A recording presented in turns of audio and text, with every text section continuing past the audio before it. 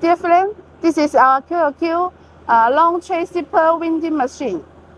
You can see, firstly, we will put this is our CE plane, and we will mark down our QLQ machine name model and the order number and the production date.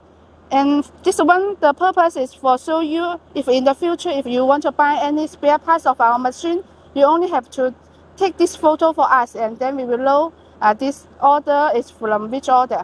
Okay. Now I want to give you a brief introduction of our machine. Firstly, this one, the zipper long tray will come onto the machine from this side. Okay. Here is for pressing. Okay, and then come to this window. Okay.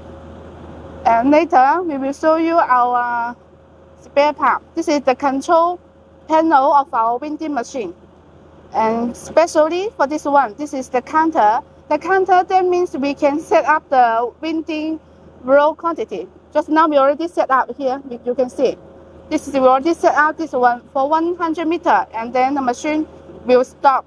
And this one for return to yellow, that means before we have counting this quantity.